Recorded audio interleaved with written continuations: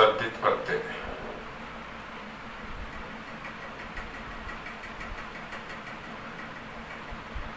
तद्धित प्रत्यय जैसा कि आपने पढ़ा, वे प्रत्यय जो शब्द के अंत में जुड़कर, वे प्रत्यय जो शब्द के अंत में जुड़कर उसके अर्थ में सार्थक परिवर्तन कर देते हैं, उन्हें तद्धित प्रत्यय कहते हैं। इसकी परिभाषा आप यहां लिख ले चाहे दोबारा से। वे प्रत्यय जो शब्द के अंत में जुड़कर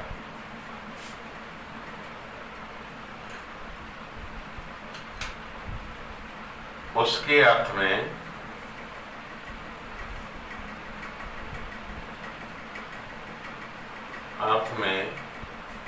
सार्थक परिवर्तन कर देते हैं, सार्थक परिवर्तन कर देते हैं, उन्हें तद्धित प्रत्यय कहते हैं। कृत प्रत्यय में आपने पढ़ा था कि वे प्रत्यय जो धातु के अंत में, धातु मानी क्रिया, क्रिया के अंत में जुड़कर उसके अर्थ में सार्थक परिवर्तन कर देते हैं, उन्हें कृत प्रत्यय कहते हैं। यहाँ दूसरे टाइप के प्रत्यय हैं तद्धित प्रत्यय। प्रत्यय का दूसरा भाग है तद्धित प्रत्यय। किसे कहते हैं? इसमें पहले शब्द होता है, उसके अंत में प्रत्यय होता है। यानी वे प्रत्यय जो शब्द के अंत में जुड़कर उसके अर्थ में सार्थक परिवर्तन कर देते हैं, उन्हें तद्धित प्रत्यय कहते हैं। जो प्रत्यय लगकर के शब्द बनेगा, शब्द के अंत में प्रत्यय जुड़ने से जो शब्द बनेगा उसका अर्थ सार्थक होना चाहिए, निरर्थक नहीं होना चाहिए, सही अर्थ होना चाहिए, तभी वह उचित रहेगा। तो ये इसकी परिभाषा है। अब इसमें सबसे पहले आता है तरप प्रत्यय और दूसरा आता है तमप प्रत्यय।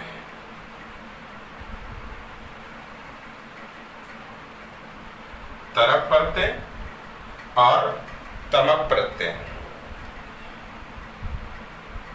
तरप प्रत्यय में शेष रहता है तर। तरप प्रत्यय का तर शेष रहता है और तमप प्रत्यय का तम शेष रहता है। ये हमें याद रखना है। तरप प्रत्यय का तर शेष रहता है और तमप प्रत्यय का तम शेष रहता है। तरप प्रत्यय जो है ये पंचमी विभक्ति में प्रयुक्त होता है। तरप प्रत्यय पंचमी विभक्ति में प्रयुक्त होता है और तमप प्रत्यय से बने शब्द षष्ठी और सप्तमी विभक्ति के होते हैं। तरप प्रत्यय से बनने वाले शब्द पंचमी विभक्ति के होंगे, तमप प्रत्यय से बनने वाले शब्द षष्ठी और सप्तमी विभक्ति के होंगे। तरप प्रत्यय का प्रयोग कहाँ किया जाता है, इसके लिए आपको याद रखना है। जहां दो व्यक्ति या वस्तुओं में एक को श्रेष्ठ बताया जाता है, जहां दो व्यक्ति या वस्तुओं में, दो व्यक्ति या वस्तु, केवल मात्र दो, केवल दो व्यक्ति या वस्तुओं में एक को श्रेष्ठ बताने के लिए, श्रेष्ठ बताया जाता है, वहां तरप प्रत्यय का प्रयोग होता है।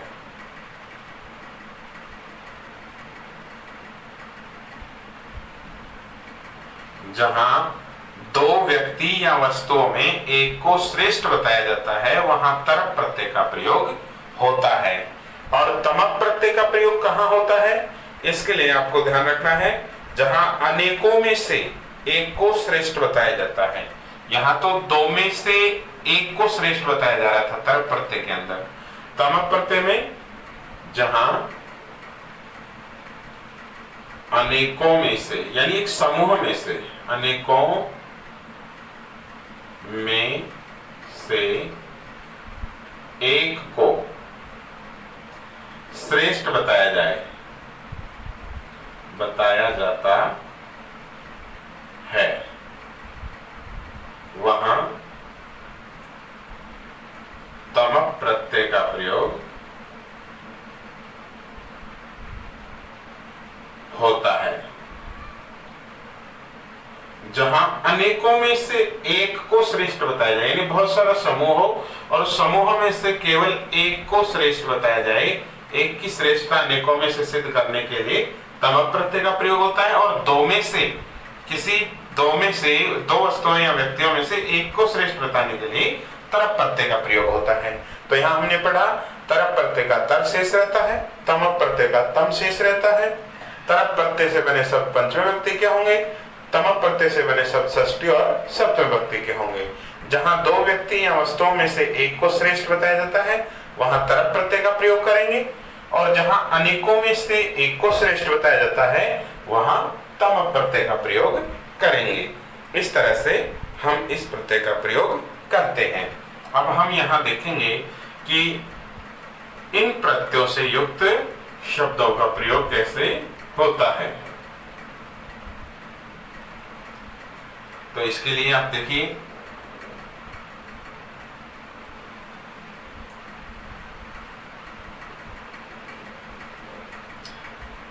तरप प्रत्यय और तमप प्रत्यय इनके अपन यहां पर उदाहरण देखते हैं। जैसे परीक्षा के अंदर, परीक्षा की दृष्टि से अपन देखें कैसे प्रश्न आते हैं। तो यहां पर देखिए, जैसे उदाहरण के तौर पर आपको दे दिया शिव है और डैश डैश डैश पटुतर है। शिव है, पटुतर है, ये आपको दे दिया और आपको कहेगा रिक्त स्थानम पूर्ति करो। रिक्त स्थानम पूर्ति करो, यानी रिक्त स्थानों की यहाँ पूर्ति करो। आपको रिक्त स्थान भरना है और आपको ऑप्शन दे देगा। जैसे एक ऑप्शन आपको दे दिया रामात,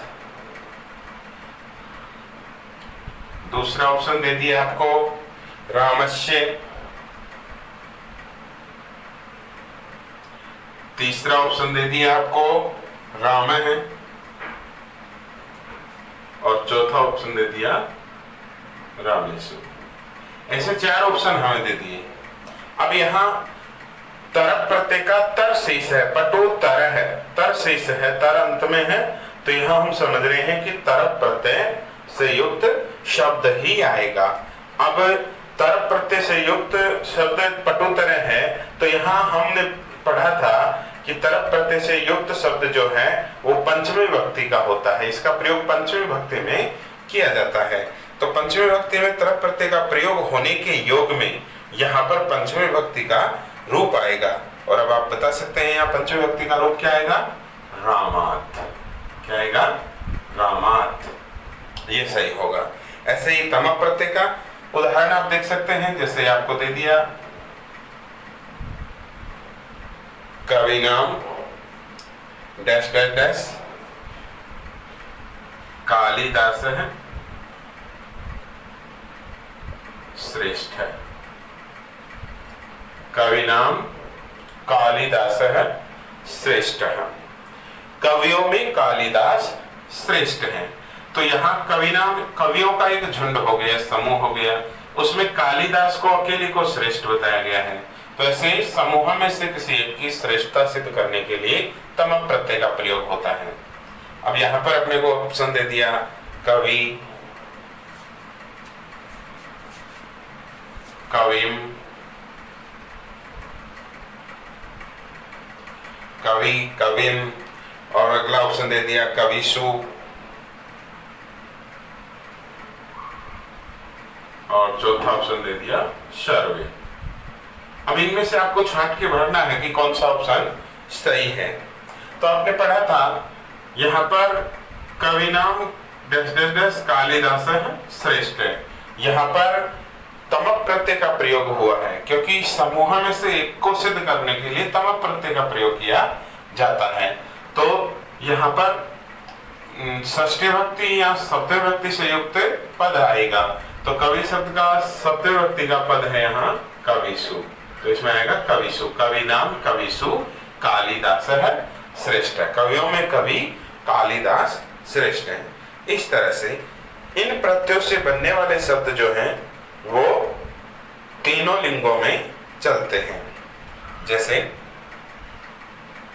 यहां पर ने ले लिया शब्द रूप, यहां तरक प्रत्यय, और आगे ले लिया तमक प्रत्यय।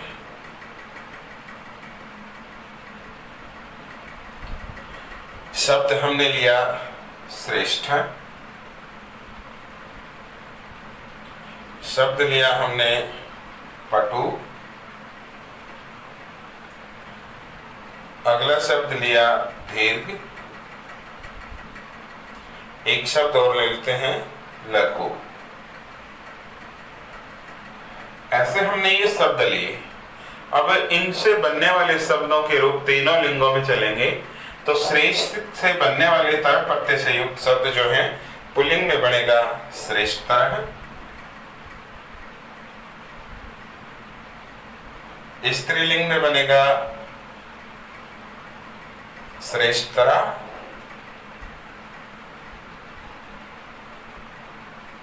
और नपुंसक लिंग में बनेगा श्रेष्ठतरम।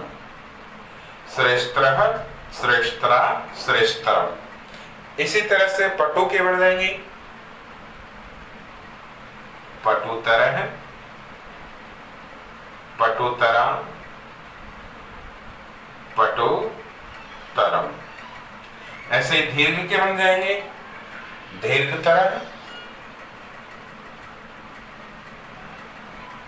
दीर्घतरा,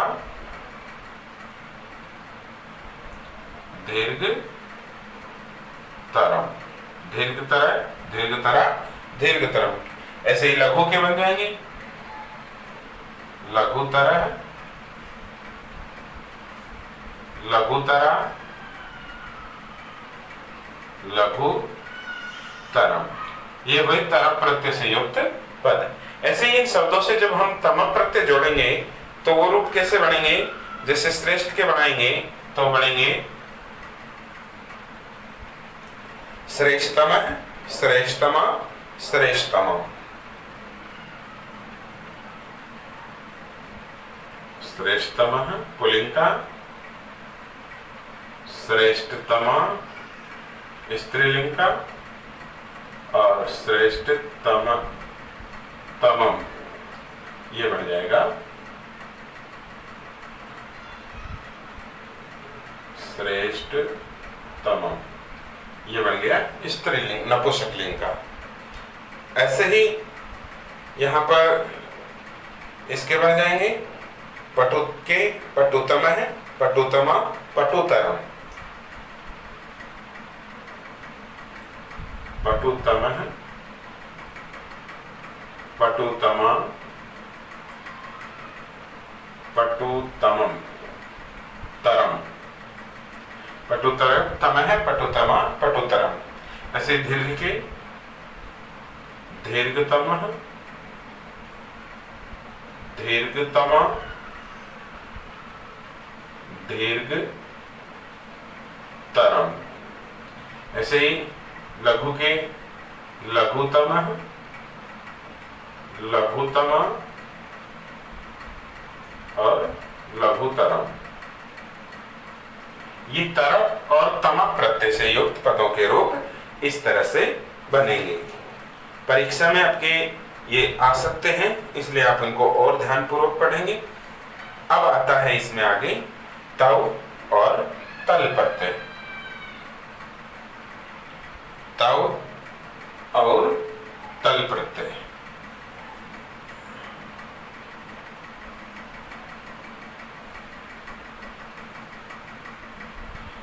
तव प्रत्यय और तल प्रत्यय का अध्ययन करेंगे। यहां पर तद्धित प्रत्यय में तीसरा प्रत्यय है तव प्रत्यय और चौथा है तल प्रत्यय। तव प्रत्यय और तल प्रत्यय, इसमें क्या शेष रहता है? तव का तव शेष रहेगा, ये आधा तय है, तव का तव ही रहेगा और तल का तय शेष रहेगा। तव प्रत्यय का तव रहेगा और तल का तय शेष रहेगा। यहां हमें ध्यान रखना है, तव प्रत्यय का प्रयोग नपुंसक लिंग में किया जाता है।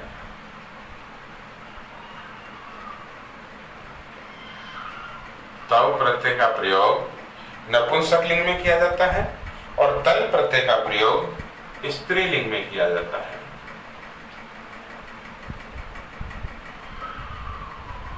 तव प्रत्यय का प्रयोग नपुंसक लिंग में होगा, तल प्रत्यय का प्रयोग स्त्रीलिंग में होगा।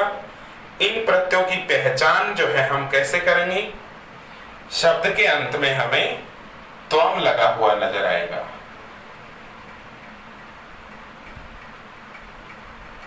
शब्द के अंत में क्या लगा रहेगा?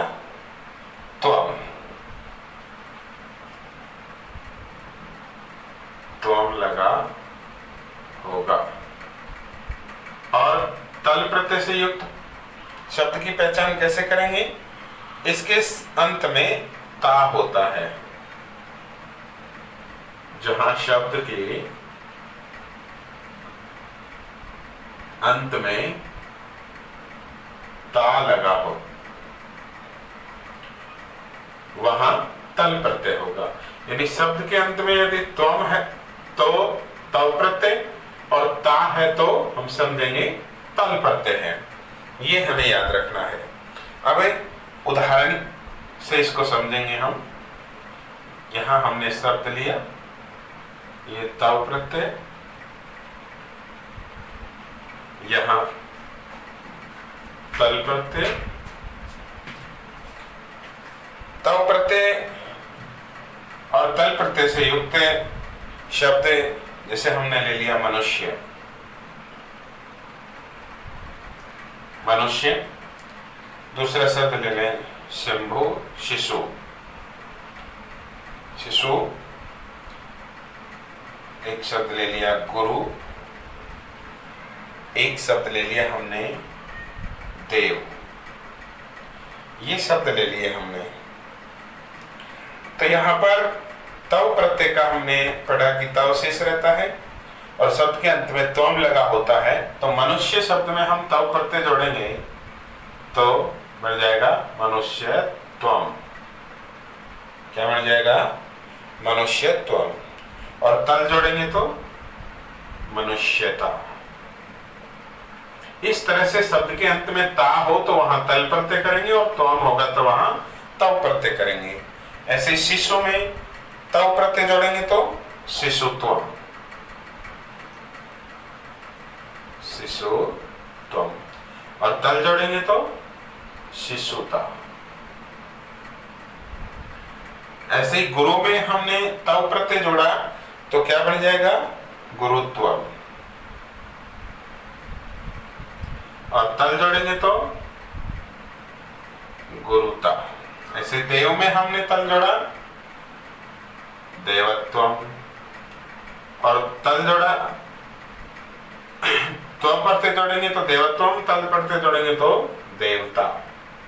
इस तरह से ये रूप बनेंगे। देवता यहाँ स्त्रीलिंग का है, ये याद रखें। देवता पुल्लिंग का नहीं होता है, स्त्रीलिंग का होता है। तल प्रत्यय जुड़ता है, स्त्रीलिंग में इनका प्रयोग होता है। अब आगे आता है तद्धित प्रत्यय का पांचवा प्रत्यय मतुक प्रत्यय। मतु प्रत्यय, इसमें हम पढ़ेंगे कि क्या शेष रहता है, इसका प्रयोग कहां होता है। 5वें नंबर का तद्धित प्रत्यय है मतुप प्रत्यय।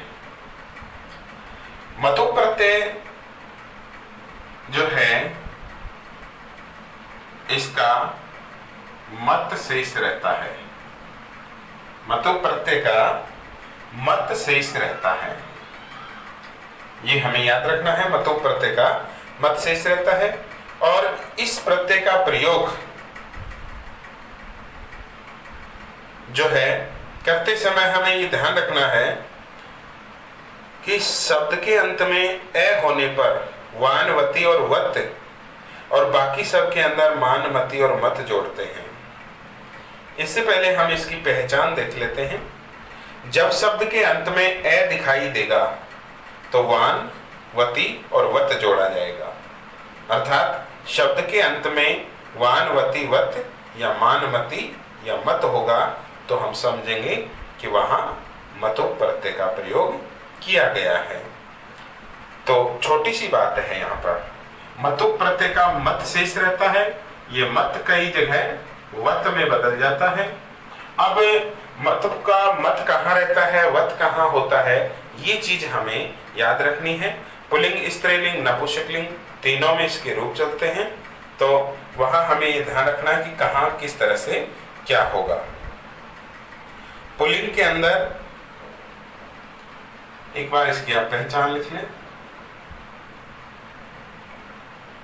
जब शब्द के अंत में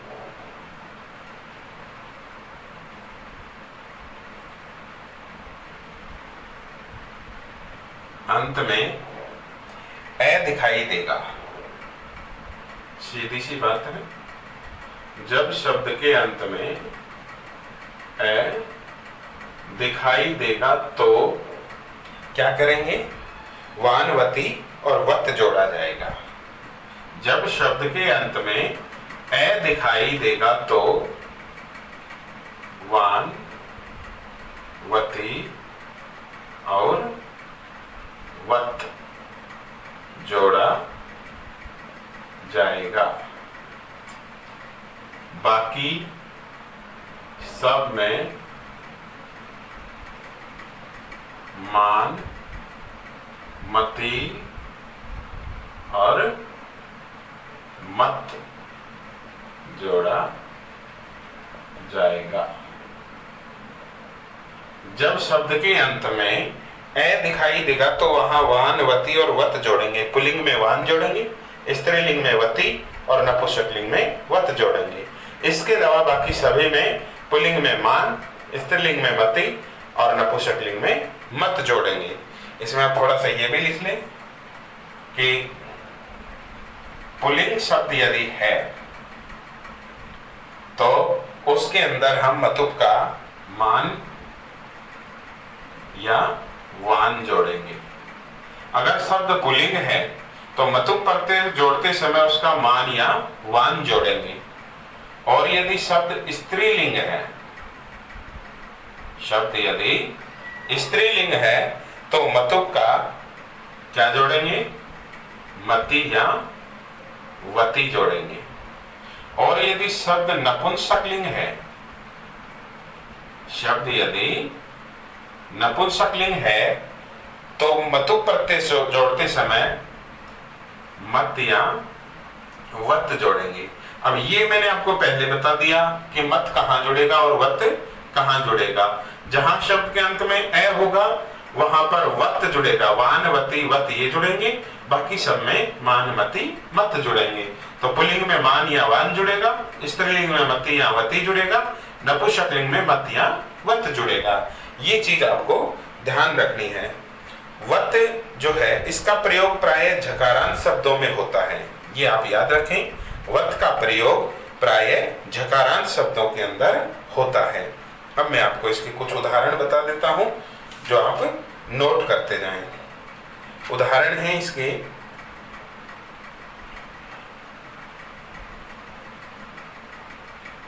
दो चार शब्दों के उदाहरण आपके सामने मैं लिख देता हूं यहाँ, जैसे आपको यहाँ शब्द है और इसमें मतुक प्रत्यय जोड़ना है।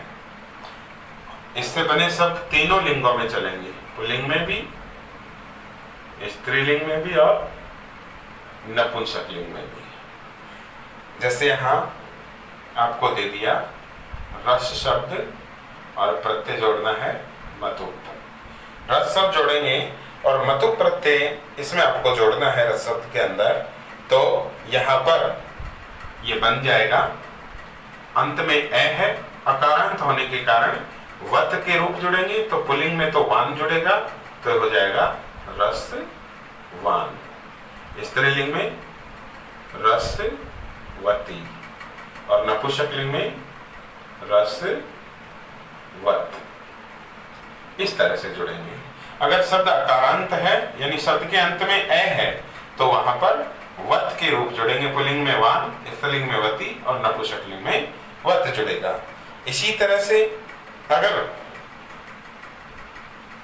शब्द के अंत में ए नहीं है तो जैसे शक्ति शब्द है और इसमें आपको मतुक प्रत्यय जोड़ना है, तो यहाँ पर इकारांत शब्द है। ये इकारांत शब्द होने के कारण मतुक के मत के रूप जुड़ेंगे, पुल्लिंग में जुड़ेगा मान, स्त्रीलिंग में मति और नपुंसकलिंग में मत। तो शक्ति में मतुक जोड़ेंगे तो ये बन जाएगा शक्ति मान पुल्लिंग में, स्त्रीलिंग में शक्ति मति और नपुंसकलिंग में शक्ति मत। इस तरह से ये रूप बनेंगे।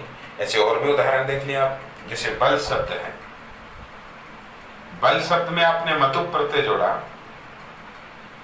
तो यहाँ अंत में ए है, तो यहाँ वत जुड़ेंगे, वत के रूप पुल्लिंग में बलवान, स्त्रीलिंग में बलवती और नपुंसकलिंग में बलवत।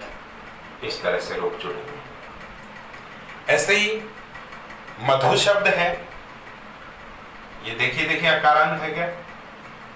अकारांत नहीं है, उकारांत है, तो यहाँ पर मतुक के मत के रूप जुड़ेंगे और पुल्लिंग में बन जाएगा मधुमान, स्त्रीलिंग में मधुमती और नपुंसकलिंग में मधुमत।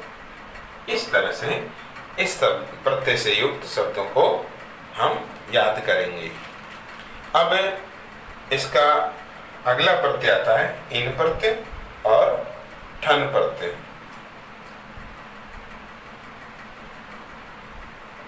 छठवें नंबर का जो प्रत्यय है इन प्रत्यय।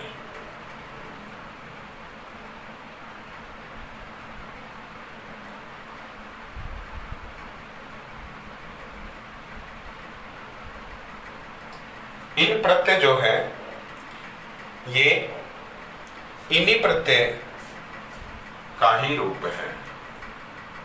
कई जगह इन्हीं प्रत्यय आता है, इन्हीं प्रत्यय का इन शेष रहता है।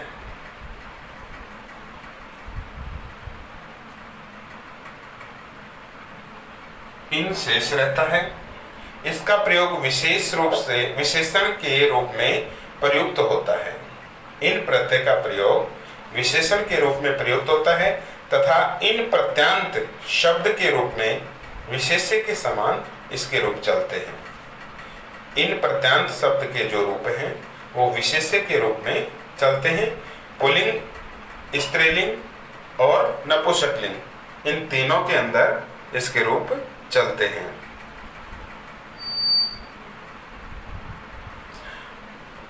पुल्लिंग और नपुंसकलिंग में दंडिन के समान तथा स्त्रीलिंग में नदीवत इसके रूप चलते हैं। जैसे यहाँ शब्द आ गया और यहाँ इन प्रत्यय, पुल्लिंग का रूप, स्त्रीलिंग का रूप और नपुंसकलिंग का रूप। जैसे हमारे पास आ गया वाद शब्द है, इसमें हमें इन प्रत्यय जोड़ना है। वाद शब्द में इन प्रत्यय जोड़ना है तो मूल रूप तो जो बनेगा वो बनेगा वादिन। मूल शब्द जो बनेगा इन प्रत्यय जोड़ने से वो बनेगा वादिन, और पुल्लिंग में इसके रूप चलेंगे वादी। पुल्लिंग के अंदर बनेगा वादी, स्त्रीलिंग में बनेगा वादिनी, और नपुंसकलिंग में बनेगा वादी। इस तरह से इनसे बने हुए शब्दों के रूप चलते हैं। ऐसे ही जैसे धन शब्द है, इसमें इन प्रत्यय जोड़ेंगे तो मूल शब्द बनेगा धनिन। प्रत्यय से युक्त मूल शब्द जो है वो बनेगा धनिन, धन शब्द में इन प्रत्यय जोड़ने पर। अब पुल्लिंग के अंदर इसका रूप बनाएंगे तो वो बनेगा धनी, स्त्रीलिंग के अंदर बनेगा धनिनी, और नपुंसकलिंग के अंदर बनेगा धनी। इस प्रकार से इन प्रत्यय से युक्त शब्द बनते हैं। अब आता है ठन प्रत्यय। ठन प्रत्यय का ठ शीश रहता है। सातवां प्रत्यय जो है तद्धित प्रत्यय का ठन प्रत्यय। ठन प्रत्यय का क्या शेष रहता है? ठ। ठ शेष रहता है। ठन प्रत्यय के ठ के स्थान पर ठस्सेक है, ये सूत्र है कि ठस्सेक है। इस सूत्र से ठ के स्थान पर इक आदेश हो जाता है। ये सूत्र जो है वो ठ की जगह इक कर देता है। ठ की जगह ठस्सेक, ये सूत्र क्या कर देता है? इक।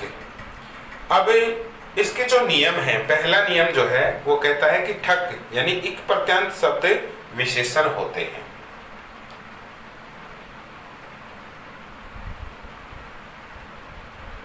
ठक, ठक का मतलब ठक की जगह इक हो जाएगा। इक प्रत्यांत जो शब्द हैं वो विशेषण होते हैं, ये याद रखना है। इक प्रत्यांत शब्द विशेषण होते हैं। एक प्रत्यांत शब्द विशेषण होते हैं, ये आपको याद रखना है। दूसरा जो नियम है इसका वो क्या है? ठक प्रत्यांत शब्द के प्रथम स्वर की वृद्धि हो जाती है। ठक, ठक मानी इक। ठक प्रत्यांत शब्द जो होता है, ठक प्रत्यांत शब्द के स्वर की प्रथम स्वर जो होता है उसे प्रथम स्वर की वृद्धि हो जाती है।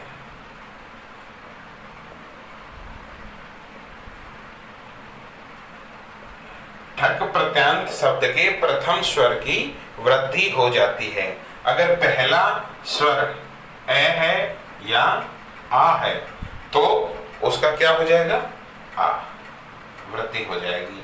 ऐसे ही ई या ए है तो उसकी आई वृद्धि हो जाएगी। ऐसे ही ऊ या ओ है तो उसकी अवृद्धि हो जाएगी। और अगर री है तो उसकी आर वृद्धि हो जाएगी। ये हमें याद रखना है। अब इससे बने जो शब्द हैं वो तीनों लिंगों में ही चलते हैं, पुल्लिंग में भी, स्त्रीलिंग में भी और नपुंसकलिंग में। री वृद्धि, री की आर वृद्धि होती है लेकिन शब्द रूप बनेंगे अर गुण होकर के। यहाँ पर देखिए, जैसे उदाहरण लेते हैं अपन, ये शब्द ले लिया अपन ने यहाँ और ये ठक प्रत्यय जोड़ेंगे इसमें। इसके रूप तीनों लिंगों में चलते हैं, पुल्लिंग, स्त्रीलिंग और नपुंसकलिंग। तो शब्द देश से यहाँ पर हमने ले लिया धर्म शब्द ले लिया, और धर्म शब्द में हमको प्रत्यय जोड़ना है ठक। तो आपको पता है कि ठक प्रत्यय का ठ शेष रहता है और ठस्य का है इस सूत्र से ठ के स्थान पर इक हो जाता है, तो पुल्लिंग में इसका बनेगा। दूसरे नियम के आधार पर यहाँ देखेंगे, पहला नियम कह रहा है कि ठक प्रत्यांत शब्द विशेषण होते हैं, दूसरा ठक प्रत्यांत शब्द जो होते हैं उनके प्रथम स्वर की वृद्धि हो जाती है। तो यहाँ पर ठक प्रत्यय जोड़ेंगे तो प्रथम स्वर जो है उसकी क्या हो जाएगी, वृद्धि, और धर्म का ध में जो ए स्वर है उसके ए की जगह आ हो जाएगा और ये बन जाएगा धार्म, और ठक की जगह इक जोड़ करके धार्मिक है, ये पुल्लिंग का बन जाएगा धार्मिक है। स्त्रीलिंग में बन जाएगा धार्मिकी, और नपुंसकलिंग में बन जाएगा धार्मिकम। ऐसे और शब्द अपन ले लें, जैसे इतिहास है, ये बहुत ही इंपॉर्टेंट उदाहरण है, अक्सर तक कंपटीशन के एग्जाम में भी आता है और बोर्ड क्लासों के अंदर भी पूछ लिया जाता है। इतिहास, इसका शुरू का जो स्वर है ठक प्रत्यय जोड़ते समय ई है, तो इस नियम के अनुसार इसकी वृद्धि होगी और ई की जगह क्या हो जाएगा, आई, और ये बन जाएगा पुल्लिंग में ऐतिहासिक है। ऐतिहासिक है। स्त्रीलिंग में बनेगा ऐतिहासिकी, और नपुंसकलिंग में ऐतिहासिकम। इस तरह से ये प्रथम स्वर की वृद्धि होकर के एक प्रत्यय ठक का एक हो जाएगा, ठस्य का इस सूत्र से। ऐसे ही पक्षी, इसमें आप ठक जोड़ेंगे तो प का ए जो है इसका वृद्धि होकर के पा बन जाएगा और ये हो जाएगा पाक्षिक है, पाक्षिकी, पाक्षिकम। पाक्षिक है, पाक्षिकी, पाक्षिकम, इस तरह से इसके रूप बनेंगे। तो ये था तद्धित प्रत्यय प्रकरण। अब हम लास्ट जो इसका रहा है स्त्री प्रत्यय प्रकरण, इसको फिर से कल अध्ययन करेंगे। जाने से पहले मैं आपसे पुनः कहना चाहूंगा कि आप हमारे बेल आइकन को जरूर दबाएं, इस चैनल को सब्सक्राइब करें और ज्यादा से ज्यादा इस वीडियो को लाइक और शेयर करें, जिससे कि सभी लोगों को इसका फायदा मिल सके, और बेल आइकन को जरूर दबाएं जिससे कि हमारे हर वीडियोज का नोटिफिकेशन आपके पास सबसे पहले पहुंच जाए। धन्यवाद।